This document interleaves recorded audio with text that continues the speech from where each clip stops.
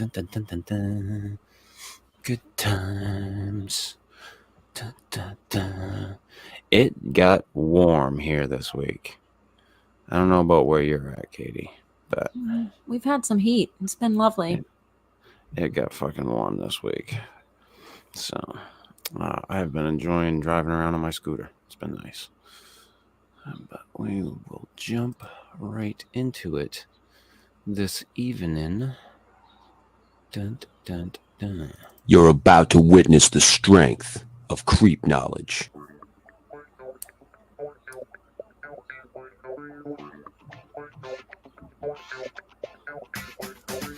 Good evening. Welcome to the Fortean Slip.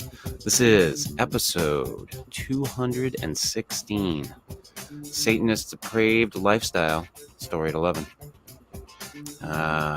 Came across that little nugget, old Pazuzu Algarad.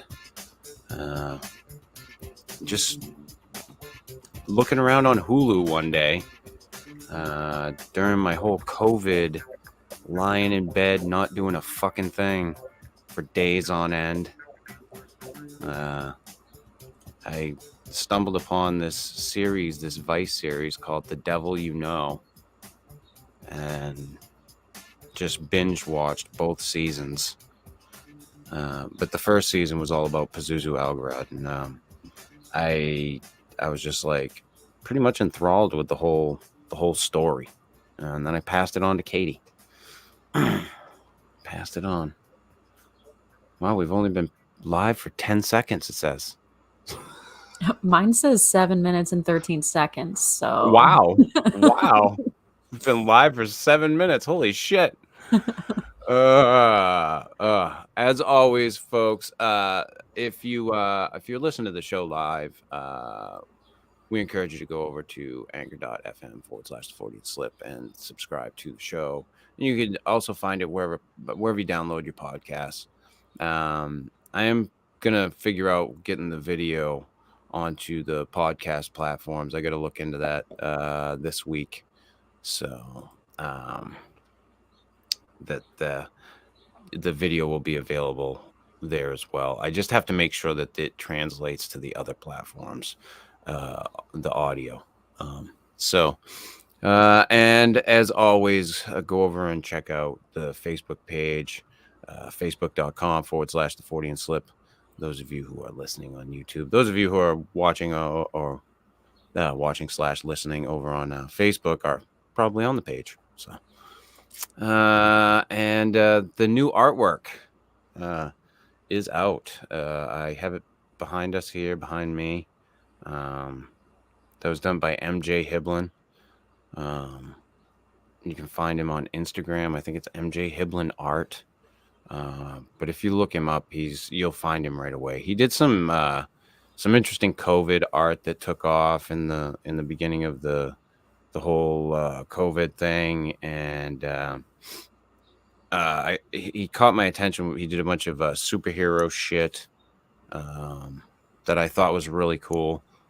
So I hit him up and asked him, what it would cost me to get a commission piece done, and had him do this. So that is the new artwork for the page. I'm using it right now for pretty much everything because I don't have the new artwork from Fred yet. But as soon as that's up, that will be what I use for the show. I just figured I'd showcase this so that everybody could check it out.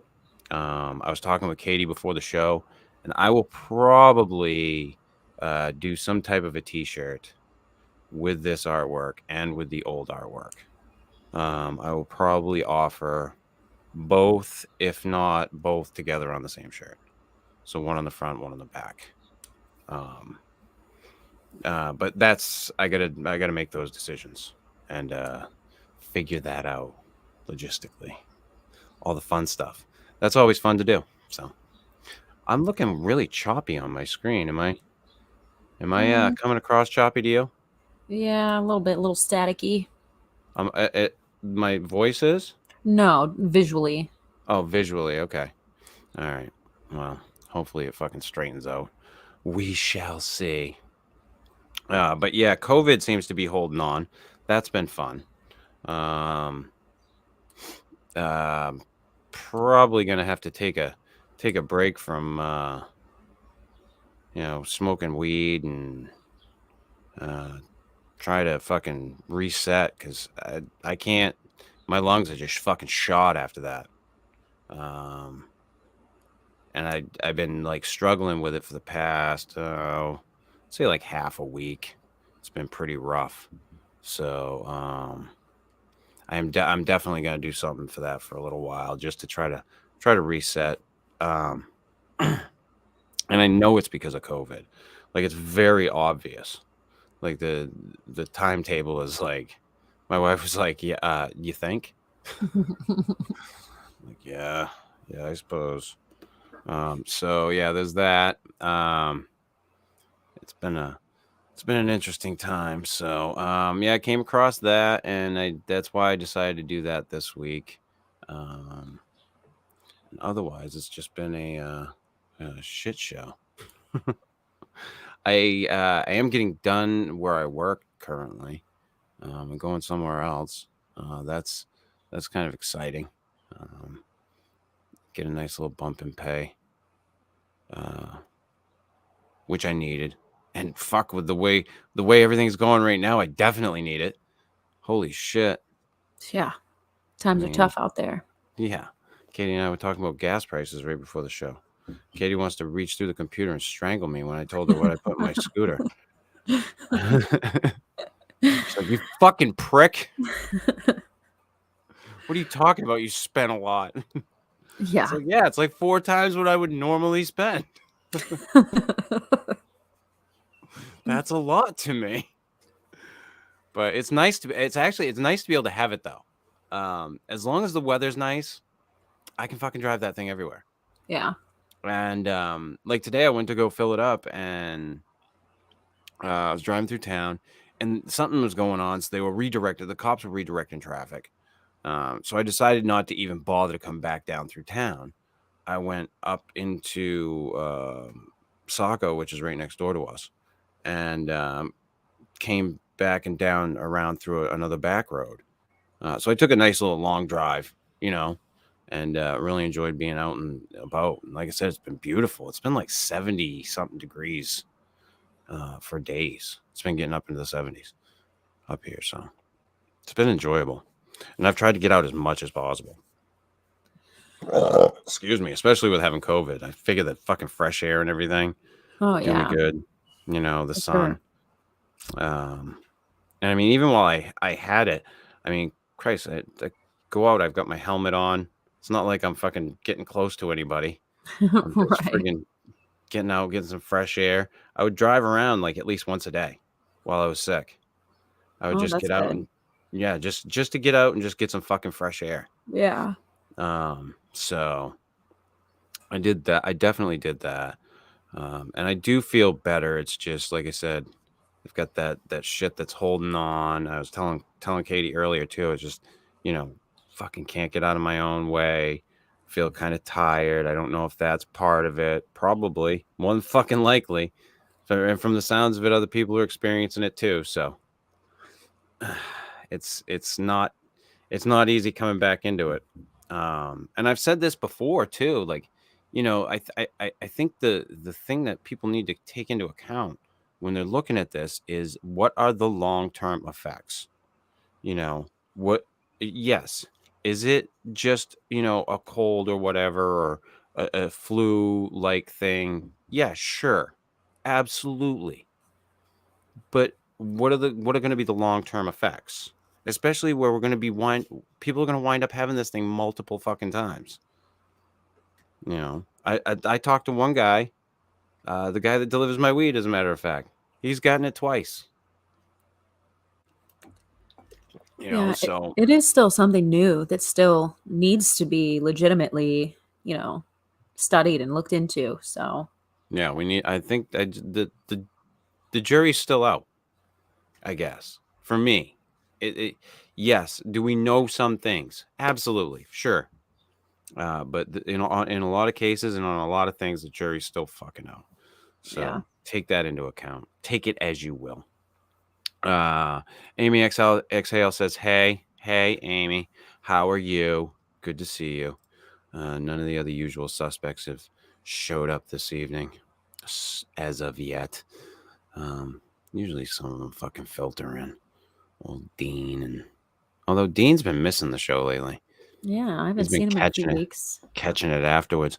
Oh, I did have a guy defend or argue about in defense of child porn on the page. Ew, gross. Yeah, like I don't know. I do not understand people anymore. And I literally I screenshotted it, I posted it, and then somebody else was like, "Well, if he was I get it if he was defending adults watching it, but," and it's like, "But nothing." Yeah, that's. But nothing. I have There very shouldn't hard, clear lines on that topic, and Yeah, I don't think I could entertain that conversation. but nothing. There's no but. No. So, yeah, so I literally fucking took a fucking axe to some people on the page just because of bullshit. And I'm like, I can't deal with trolls, people. You know, you can No. get upset all you want. You can sit there and talk to me about free speech and, that, oh, I struck a nerve with you. I obviously hurt your feelings. Okay, fuck off.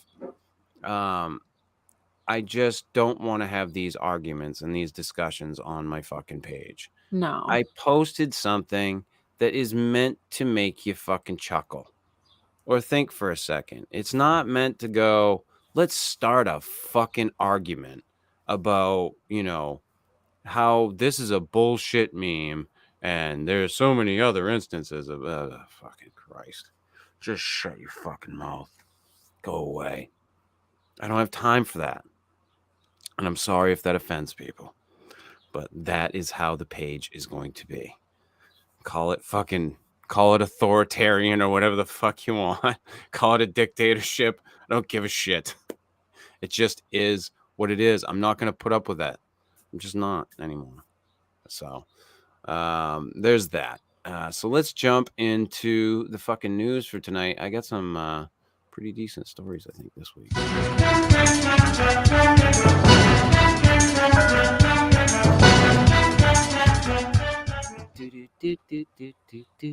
From iflscience.com. That's ifuckinglovescience.com.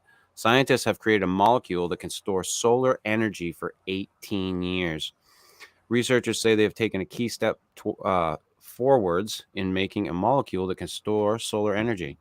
Publishing their latest findings in the journal Energy and Environmental Science, the team from Chalmers University of Technology in Sweden first showed off their solar storing molecule last year.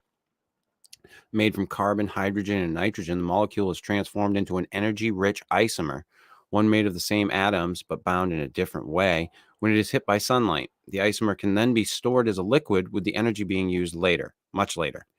The energy in this isomer can now be stored for up to 18 years, Casper Moth-Poulsen, the team's leader, said in a statement. And when we come to extract the energy and use it, we get a warmth increase which is greater than we dared hope for. The entire system is called Molecular Solar Thermal Energy Storage, or MOST. Sunlight is captured by the liquid via a solar thermal collector on the roof of a building. This is essentially a concave reflector with a pipe in the middle, which tracks the sun's path like a satellite dish. The collector focuses the sun's rays to a point through the pipe onto the liquid. The liquid is then stored at room temperature to conserve the energy, and when energy is needed, a catalyst is used to heat up the liquid. In their latest paper, the team said they had further developed the catalyst that makes this possible, which can control the release of the energy. It creates a reaction to warm the liquid by 63 degrees Celsius, 113 degrees Fahrenheit, while also allowing the molecule to be used again. And it goes on to say a little bit more, but I found that one interesting. Yeah. That's a step in the right direction, I guess, towards probably improving solar energy, which is, from what I hear, horrible to try to hook up at your house. No, well, and it's I guess it's like a good thing to have, but most people are complaining that the regulations to get anything put up is ridiculous. Yeah, it's still a developing thing. Like it's being used more than it was 10 years ago for sure, but it's still not where it needs to be. And that is Hmm. exciting that not only are people out there pushing for the regulations for it, but that there's still people pushing the science to make it even better too. Like that does sound cool. Kind of Yeah, but reminds me of just like I, glow in the dark process, of I the think, liquid but I holding think it. the regulations on it are getting ridiculous, though. Like, I think Bill Maher, love him or hate him, he was bitching about how long it took him to get his set up at his house, and talking about it for a long time, and bitching about the regulations because the Democrats and fucking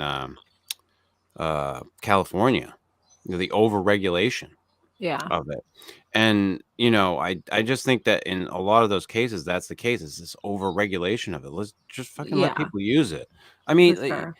don't.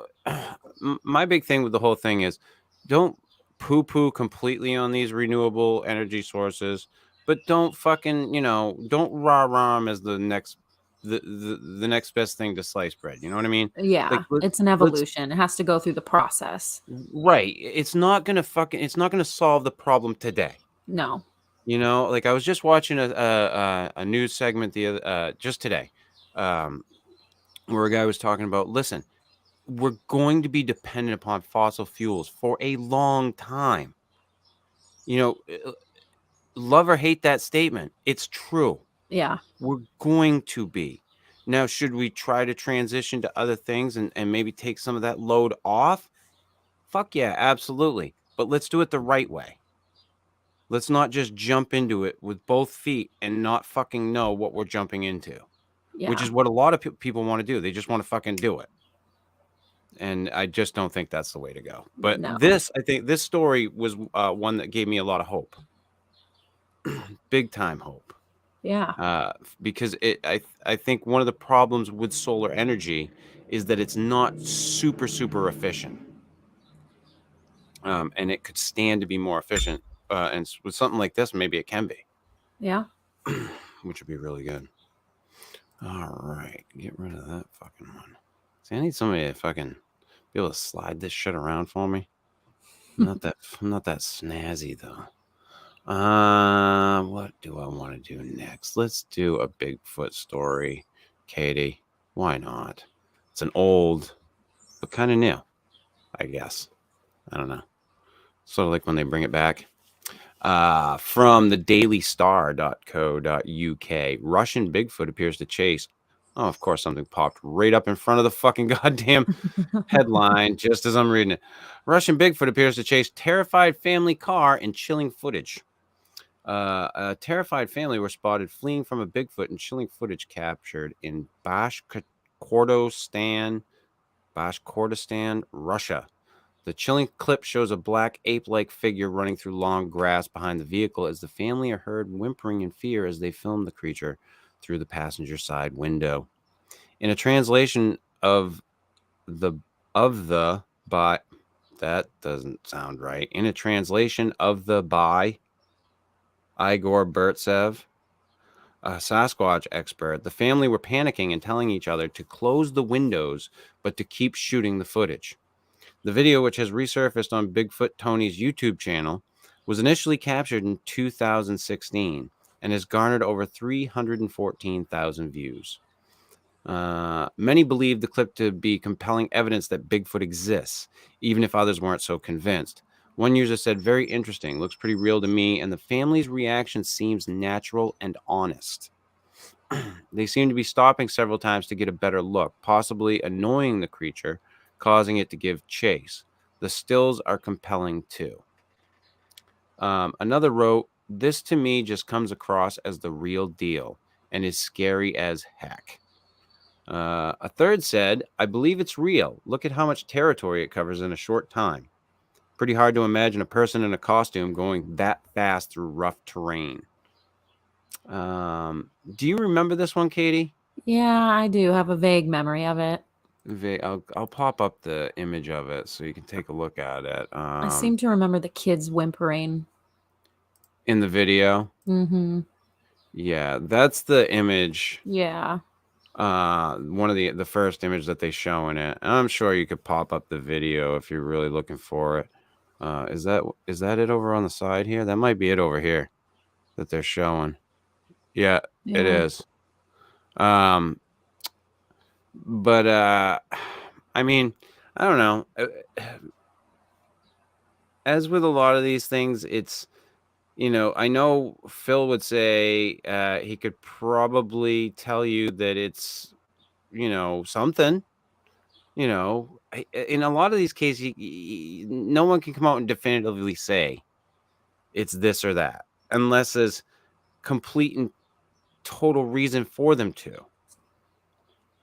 You know, there's some things that are blatantly obvious. But it is what it is. So, the Bigfoot story of the week. I can't fucking find shit for Bigfoot lately. Nope. The well has dried up. I can't find a lot of stuff. It's weird. Like, I have to really look. Yeah. I mean, I don't know. I mean, you're not really on Facebook or anything anymore, so you're not really looking at much, regardless. But I'm just not coming across the shit like I used to. It's really weird. I know. I talked to Steve Culls. He's taking like a Bigfoot break. Oh yeah. Yeah, like taking a hiatus. I don't know. I mean, I'm pretty sure he's not doing the show. Nothing. Wow. You know. I'm surprised to hear that. Yeah, it's so was I. He's been pretty steady at it for a long time. Yeah, and I don't know. You know, if I did know, it might be something that he doesn't want people to know. It's personal, so I'm not gonna say. Yeah, I'm not gonna get into it. But honestly, he hasn't said anything to me as to what it is. But I do know that he stopped. I'm pretty sure he stopped doing the show for a while, and he's taking a break from it. But you know, it gets to people, I think. Oh yeah, everybody needs a break sometimes. It's easy to get burnt out. Oh, very, very easily. Easy to get burnt out. The one thing that I couldn't get away from this week, and I don't think anybody could get away from this week, from NPR.org, the military's UFO database now has info from about 400 reported incidents. They, of course, sat down before, what was it, Congress? And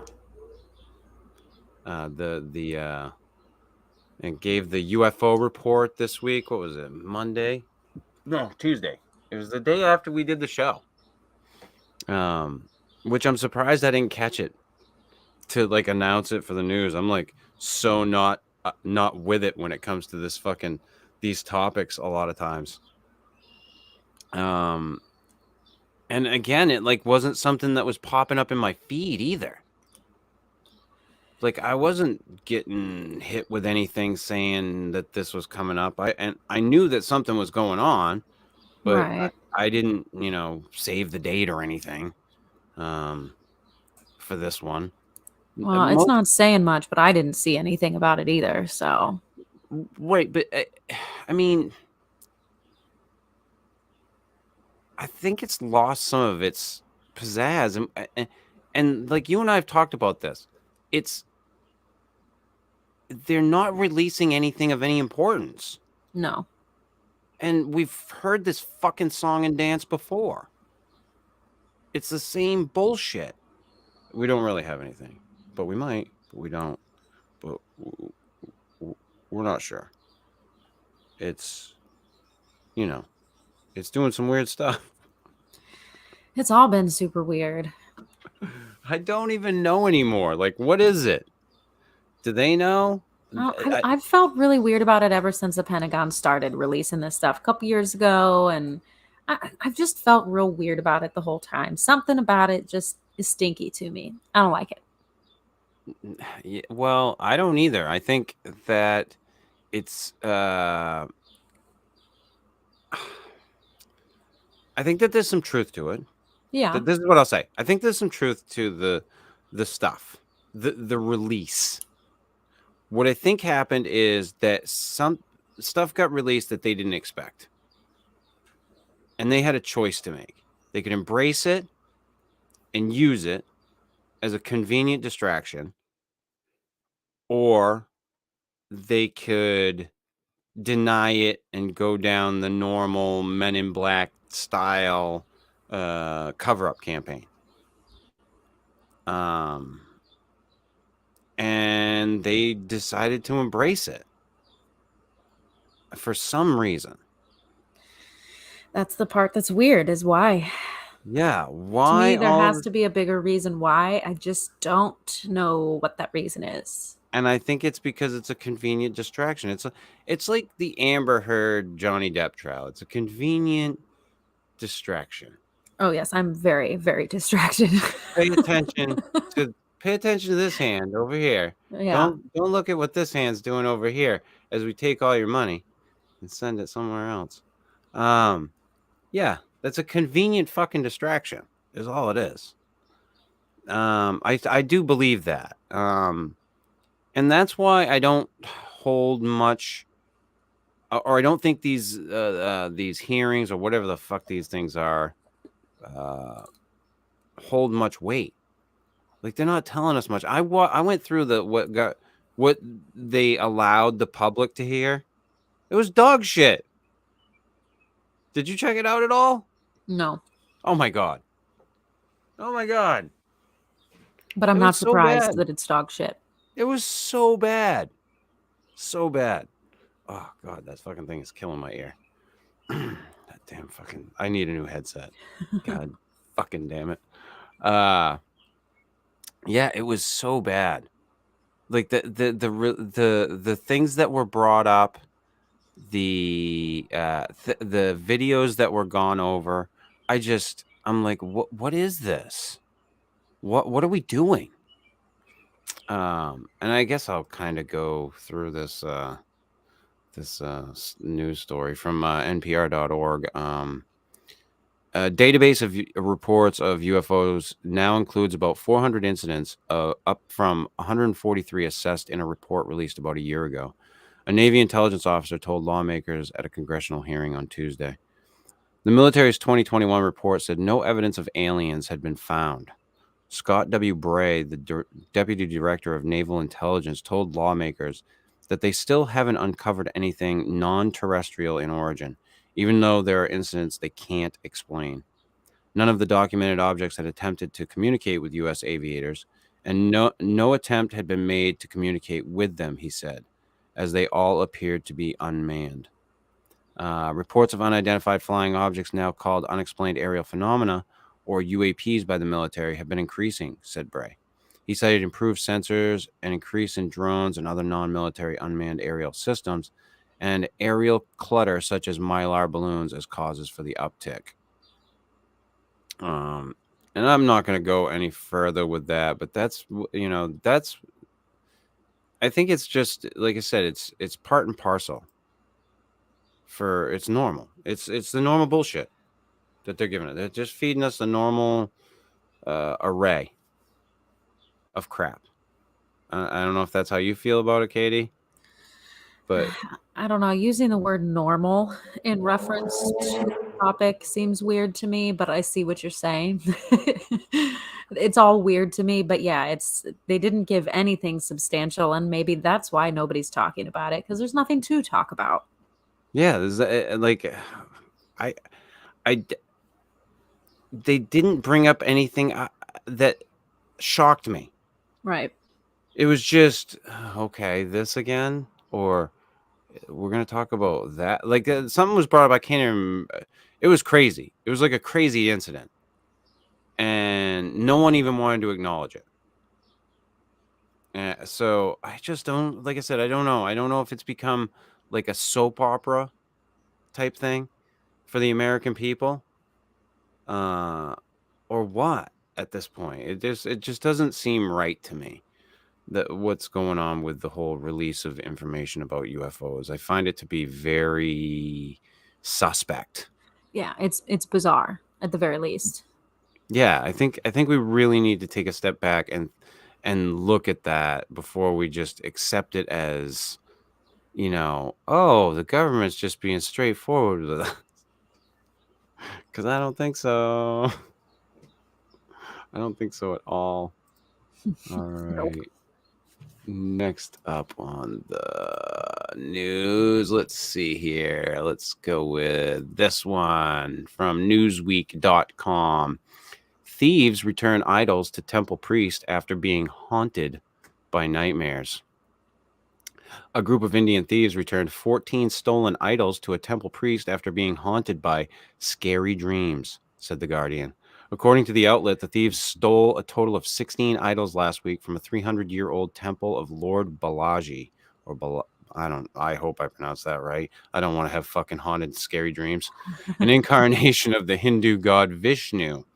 On Monday, however, 14 of the stolen artifacts were found near the home of the temple's chief priest, located in Uttar Pradesh. Speaking to the Times of India, Police Inspector Rajiv Singh said one of the idols was made of asthadat. I don't fucking know. Asthadatu, an alloy comprised of 8 different metals: gold, silver, copper, zinc, lead, tin, iron, and mercury. In Hinduism, the alloy is of great importance and is highly priced, said the official website for the Ma Vaishno Devi Dham, a Hindu temple in the Indian city of Vrindavan. I am going to hell in every possible way in this fucking religion after reading this story. Adding that the alloy is thought to be sacred and pure. Ashtadhatu is widely used for making idols of Hindu gods and goddesses, which are made so as to be durable and last for years without noticeable decay, the temple explained. In addition to stealing an idol made of the sacred alloy, the thieves also stole idols and various artifacts made of copper, brass, and silver, respectively, TOI reported. TOI also stated that the thieves wrote a confession letter for the temple priest, stating that they were returning the idols because they'd been suffering nightmares. I'm going to leave the story right there, but yeah, that's I found that one to be funny. Like, fuck. Well, I've heard that happen with like other stolen stuff too, from like museums and stuff and other sacred sites around the world, where people will even just take a stone and they end up sending it back. Yeah, because and a lot of that is probably just guilt. Yeah. There's probably not as much supernatural tied to that shit as people would like to believe. Right. They've manifested with their own guilt. Right. And I think that happens with people a lot. Yeah. People like harbor horrid guilt. I mean, I know I do about shit. Oh yeah. I still fucking hold on to shit that happened fucking years ago. Yep. Like, if fucking all of a sudden I'll think about it and go, oh, right. It still makes you cringe all these years later, and you're like, I was so stupid. Fuck yeah. I can't believe I did that. And that can wreck you for like a whole day. Oh yeah. Just rethinking something or letting it get to you, because I can rethink about something that happened that I felt douchey about and not feel it, but it's those moments when you let it yourself feel it again. You're like, oh, yeah, right. Oh, that's rough. Our next story of the evening from Inverse.com. 70-year-old astronomy photos may be clues to alien visitors. Study. The plates taken prior to the launch of Sputnik show satellite-like objects near Earth. On a series of 70-year-old photographic plates containing images of the night sky, a few astronomers say they found something weird, flashes of light that appear and then disappear like ghosts. We found one image where 9 stars were out there, and they vanished. And they are not there half an hour earlier, and they are not there 6 days later, says Beatrice Villaroel, a postdoctoral researcher at the Nordic Institute for Theoretical Physics. And you wonder, is this real? There isn't any readily available astronomical explanation for what these vanishing points of light, which the researchers call transients, might be. The dots might be defects in the photographic emulsions or image artifacts from when astronomers first scanned the plates. But in a series of recent papers, Villaroel and a small team of astronomers have been more seriously probing the possibility that the flashes might be something more exciting, extraterrestrial objects. A shiny spinning object passing by Earth would leave a line of dots in a long exposure image of the night sky. Asteroids or meteors aren't likely to look like that. Most asteroids are dark, and meteors are moving so fast they look like streaks. And most intriguingly for the researchers, there weren't any satellites in the night sky when the images were taken, as all the plates were before the launch of Sputnik. Still, Villarroel and colleagues haven't ruled out earthly explanations for these tantalizing dots, and there's a long history of events associated with the search for extraterrestrial intelligence fizzling out under closer scrutiny. What they found. The disappearing dots that got Villarroel so excited first showed up as a part of a search for more mundane astronomical phenomena. There are a number of things in the universe that will shine brightly for a short period and disappear again, like supernova, actively feeding black holes, flaring stars, and more. But searching for these transient objects is nearly impossible today because of the thousands of satellites and millions of pieces of space debris in orbit around Earth, many of which appear as momentary flashes of light in photos of the night sky. The whole sky is filled with multiple transients today from all the space debris, Villarroel says. So she and other astronomers turned to photos of the night sky taken before the satellite era. Beginning in the late 19th century, astronomers have undertaken surveys of the night sky using telescopes and photographic plates to take images of large swaths of the cosmos as seen from Earth. Villarroel used a series of plates from the Palomar Observatory Sky Survey, which ran from 1949 to 1958 and covered much of the sky as seen from the northern hemisphere on the hunt for transients. Her research is part of the Vanishing and Appearing Sources During a Century of Observations project, which, along with an Associated Citizen Science project, is searching for transient light sources in the night sky. But after looking at the plates carefully, Villarroel and her colleagues noticed something odd. 9 dots of light, all in a line, appeared in just one plate from April 12th, 1950. It didn't look anything like the supernovas and quasars they'd normally find, which appeared just as single points. In a paper published in Scientific Reports in 2021, the scientists take a closer look at the 9 transients to see if they could find a more ordinary explanation for them.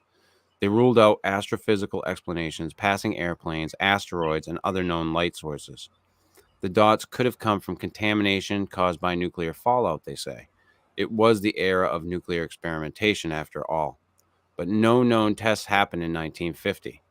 Villarroel and her colleagues hint that leaves the door open to other explanations, like, say, extraterrestrial spacecraft. And this goes on and on. This is a pretty long article. But it's still like they don't understand what they've captured here. And I'm going to show you guys what it looks like so you can get an idea what they're talking about here. It's literally just dots of light that were there in one image and gone later on. So there's that one there. I don't know if this one up here shows it. Yeah, it shows it a little better right there in that there. I don't know if I don't think there's another one, but yeah, that one there shows it really well. But it's interesting, and that is an interesting way for them to look for that shit. You know, by going back before there was anything in the night sky. Yeah, it's definitely a creative solution to the problem they were facing. Right. You know, here we don't know how to look for this shit. We're having a really hard time finding anything because we have all this space junk in our way now. So let's go back in time and look at the shit that was before there was anything in the night sky. You know, that we put up there. Which is, it's pretty genius, I think. When I came across this, I was like, that's kind of pretty fucking genius. So there's that. But yeah, and that is pretty much the news for tonight, ladies and gentlemen. We will jump into the main story of the evening, Pazuzu Algarad. Like I said, I came across this when I was recovering from fucking COVID. Or in the midst of COVID, I was just laying in bed watching fucking documentaries and watching TV shows. And I came across this on Hulu. And it's a Vice series called The Devil You Know. I passed it off to Katie, and I was talking with her about it. There's not much on this guy. And you look like normally a story like this, if I popped it onto YouTube, punched his name in, I would get a list of results of the usual suspects, people that I normally watch.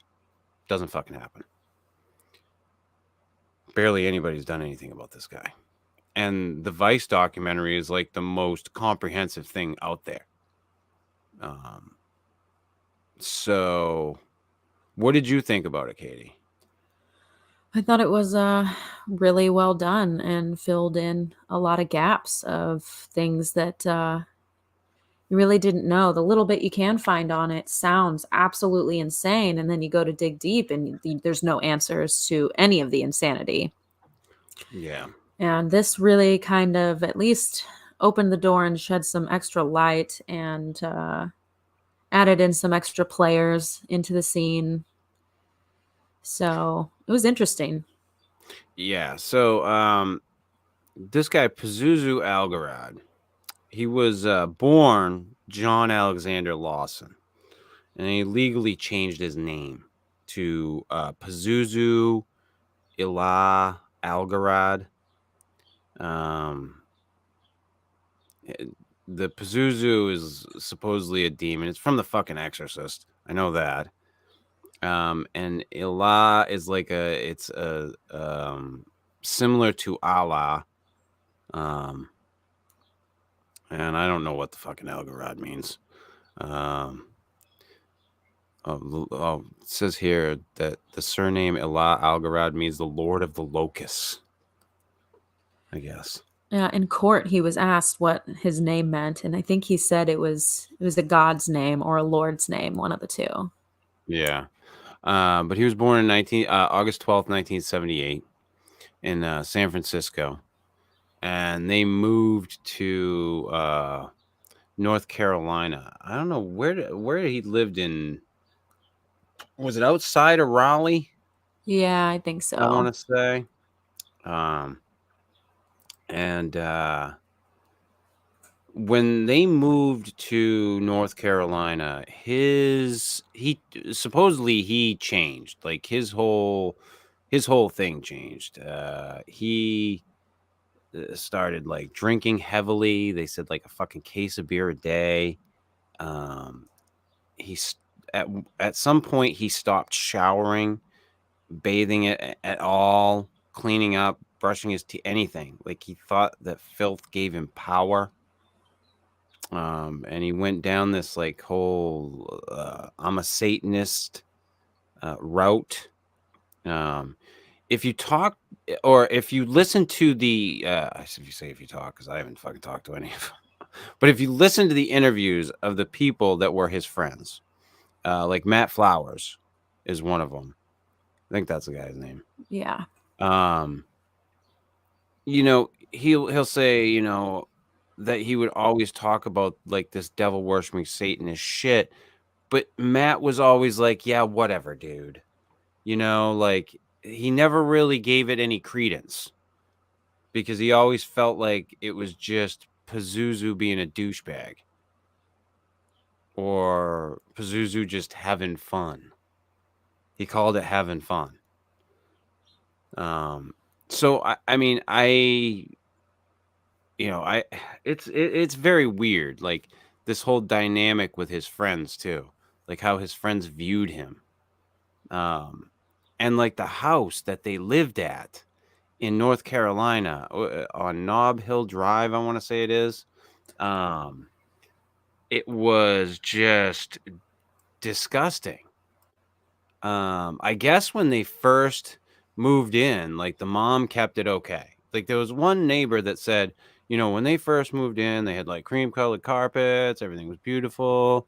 The mom kept it nice, and then it went to hell. I guess people would say it wasn't uncommon for someone to just piss on the floor or shit in the corner. you know, it was basically a place where people went to party and do lots of drugs, heroin, lots of fucking drinking, and crazy shit.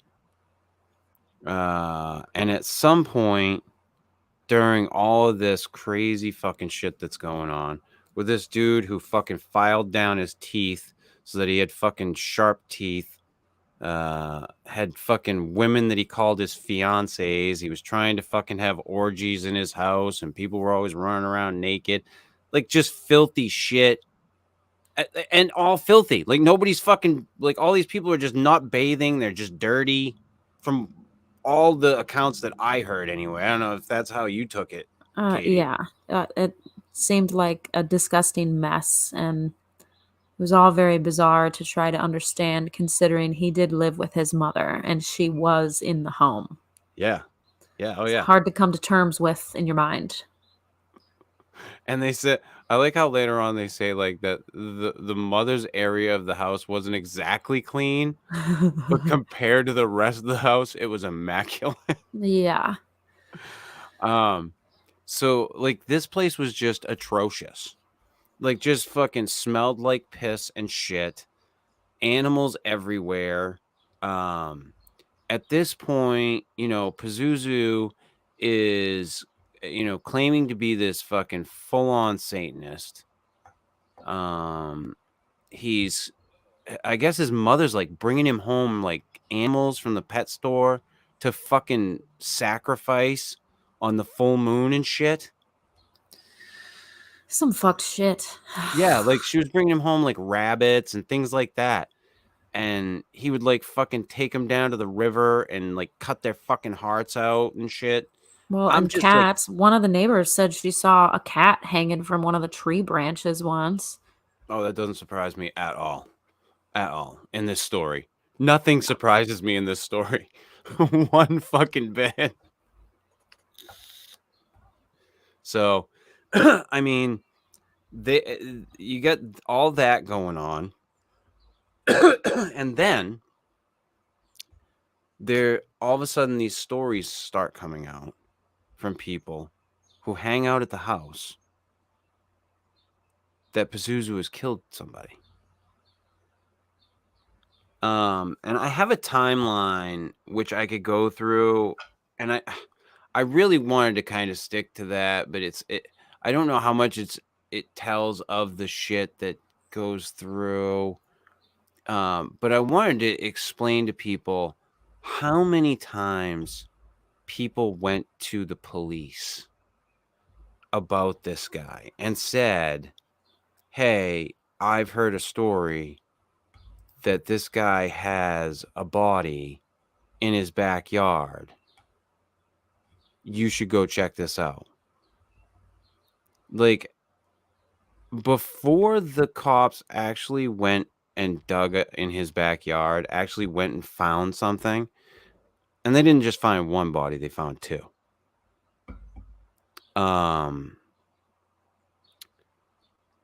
They had been approached by, let's see, it was 1, 2, 3, 4, 5 different people. One of them anonymously through their Crime Stoppers tip line. One of them was the former, was she the wife or girlfriend? The young girl that had been pregnant at the time. No, Stacy. Oh, Stacy, that they were married. That was his wife. Right, but they've separated. And she had gone to them saying that she heard this. And at that point in time, the police had found his abandoned vehicle. The gentleman that she said that she had heard that was buried in Pazuzu's backyard. The police had found his abandoned vehicle. And they still said that they didn't have enough evidence to go digging around in his backyard. Yeah, and she wasn't notified when they found his missing vehicle either. Right, Nobody correct. called her and said, hey, we found your husband's car. We thought you might like to know. Correct. So it was just, I mean, if you ask me looking at this, this case was bungled by the police. they could have possibly stopped some things from happening. And to be honest, God knows how many people that Pazuzu actually was a part of killing or orchestrating, maybe. Because the reason he got caught was because he asked Matt Flowers to kill somebody with him. And Matt Flowers went and told the guy that was at the house, hey, listen, get the fuck out of here. You know, he wants to kill you. And then he went to the cops and said, listen, you have to do something. And at that point, they went, executed a final search warrant, and that's when they found the bodies in the backyard. And the cops, upon going there, said that house was disgusting, just gross. In one room, they literally had to send people in basically in hazmat suits with oxygen and rebreathe, the whole fucking nine. Yeah, it was gnarly. It was so fucking gross. They showed like video footage of the bathroom. I was horrified. Like, I couldn't imagine. Like, how the fuck? How do you sit on that toilet? And how do you, as a guest, keep coming back? Once you've been there once, how did you come there again? You could tell, like, the people that had been invited there, like, once and never went back. Like, in that documentary, you could tell the people that went there the once and were like, yeah, I'm out. Right. They could see the writing on the wall, literally. Oh, yeah. It gets to a point in the documentary where Matt, the guy that winds up turning him in, he goes to the documentarian. He's like, so did Nate tell you about redoing his floor? And then this whole story comes up about how they ripped up all the flooring in that house, like all the carpeting and everything, got rid of it. And because at the time Nate had good credit, this guy Nate, I can't remember his last name, but he was prevalent throughout the documentary, and one of the people that hung out at Pazuzu's house all the time. He went and bought all of this flooring and helped them install it in the house.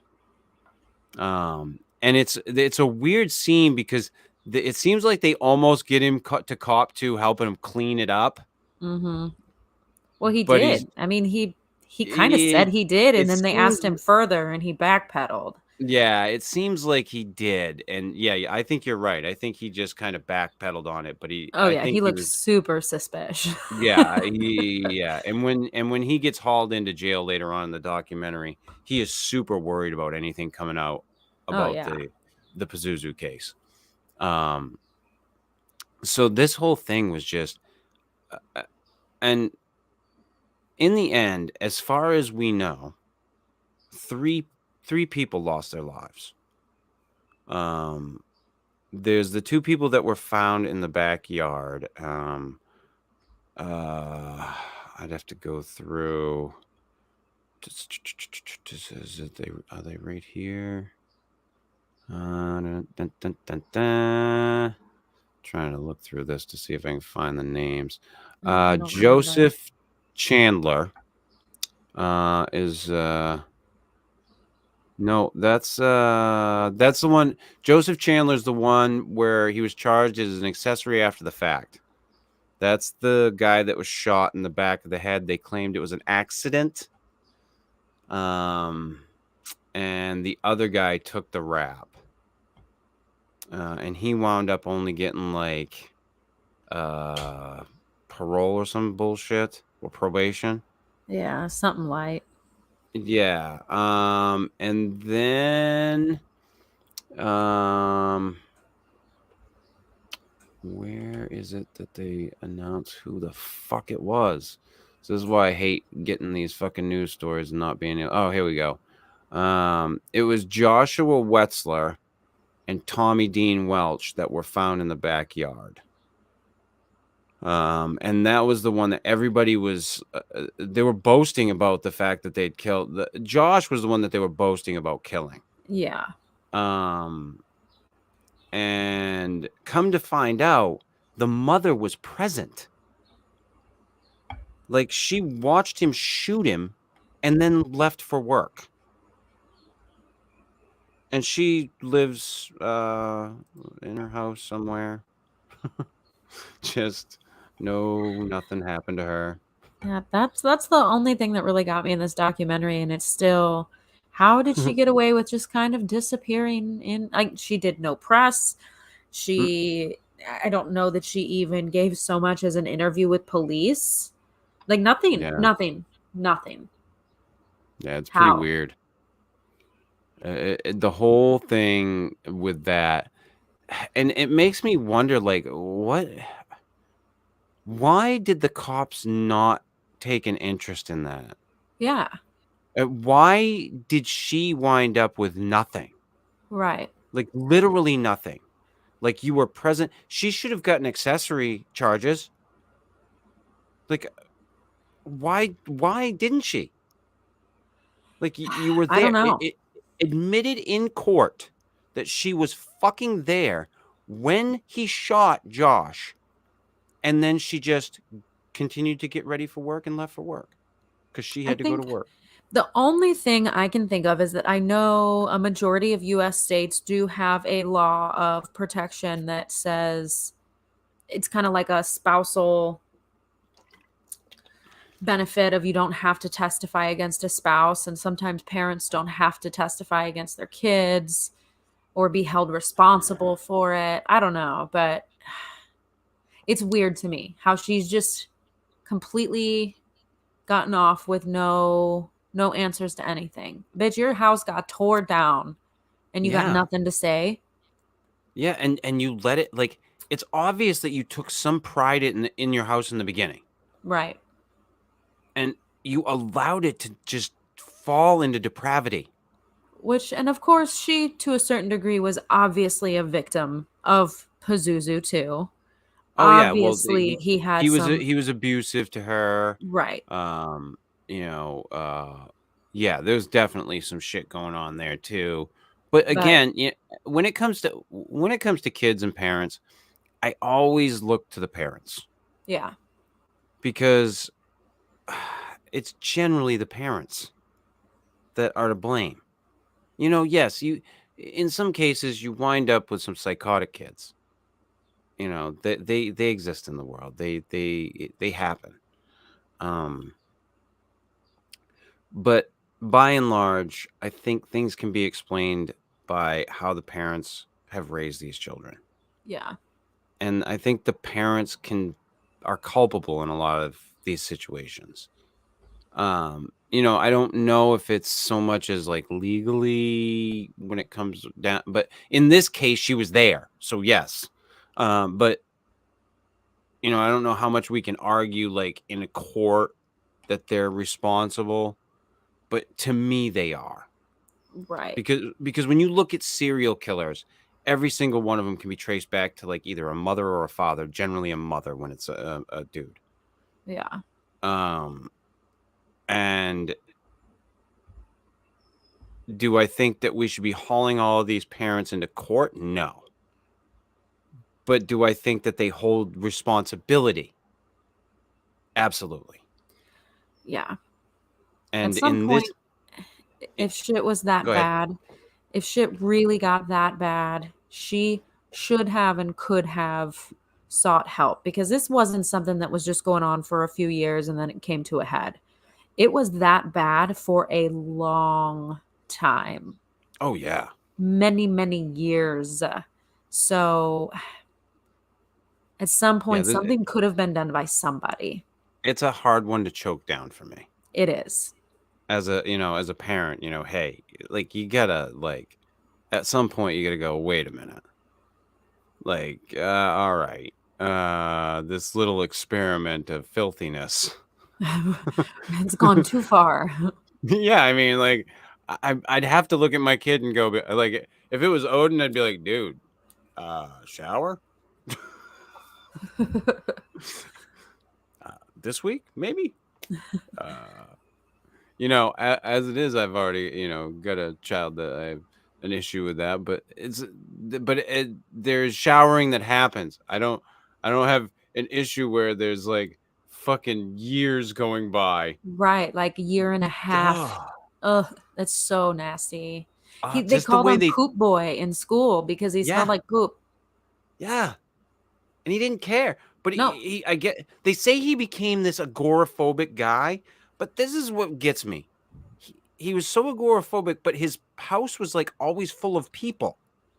r- yeah, but he was at home, so Like, that to me, I got the vibe that that was a manipulation of his mother. I yeah, think that he used seeking mental health as a way to manipulate his mother. yeah, yeah. I think you could be right there. He used it as a crutch. Yes. Yeah, To yeah, get what he wanted and needed out of her. yeah, yeah. And like you and I were talking, she is a fucking trip. She's a trip. Like watching her at the end of that documentary. She's pitifully delusional. Yeah, Pitifully. yeah. Like my sweet boy. Like fuck you, you sweet boy. Yeah, that whole thing was really cringy and hard to watch, honestly. That interview at the end, oh, it gave And me it's the icks. I didn't like watching it. right, right. And to watch that poor woman, Stacy. Yeah. She took it like an angel. Yeah, because she just wanted answers, Yeah. and she's trying her hardest to just get through this. And to hear that woman talk about her son like he was this precious thing. And I get it. At one point he was. All right? But accept the fact that you raised a monster. Like at some point you have to accept that fact. Yeah. Like, and that you are in some way responsible for it. It hit me. This was one of those ones that hit me hard. And I had an opiate addiction, and watching the two on hooked on heroin was very rough throughout the course of this whole documentary. I don't know how it was for you, Katie, but trying to watch that was It was very hard. uncomfortable. It was very uncomfortable.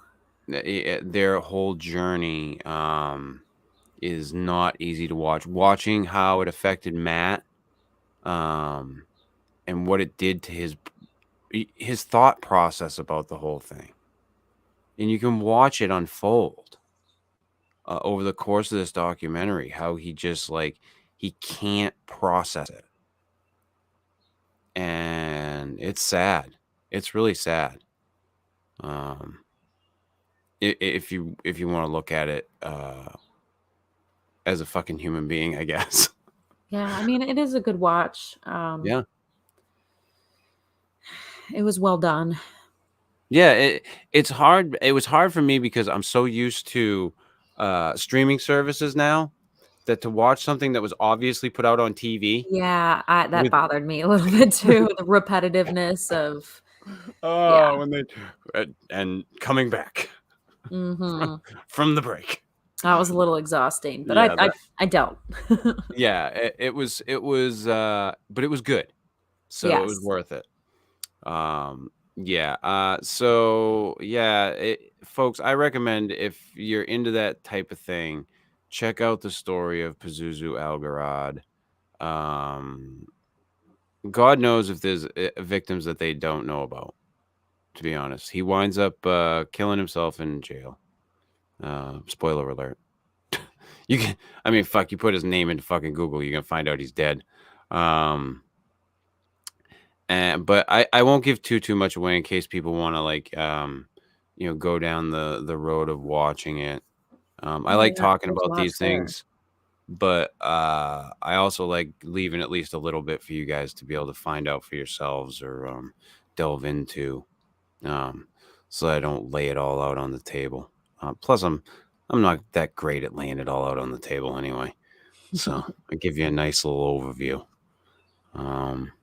It was an interesting story, and like I said, it hit kind of home for me watching the the whole addiction aspect of it with the two that the couple that was in it, that were part of this whole thing. But yeah, I do recommend this stuff, and there's the other one that they did, the second season of that is also very good. I would check that out if you're, like I said, if you're into that sort of thing. So, but that is our show for the week. As always, subscribe to the fucking podcast, people. Wherever you download your fucking podcast, subscribe to this fucking thing. It's doing well. Podcast is doing very well. And go over to the Facebook page, facebook.com/the Fortean Slip. Give that little motherfucker a like. Follow the page. Check out the shit that's on there. And don't be a douchebag. Those are the rules. I don't know what else to tell you. And hopefully pretty soon I'll hear something from Fred. We'll have something in the way of some artwork, some new artwork for the show. I haven't heard anything from him quite yet, but like I said, we got this from MJ Hiblin, and I'm gonna showcase that until I get the stuff from Fred. So as soon as I get that, that'll be the new show artwork that you will be seeing here as we do the show. Because the Cryptids Playing Poker was generally for the like page. So, and we will be back next week on Monday evening with another episode of the Fortean Slip for your consumption. Until next time, see ya!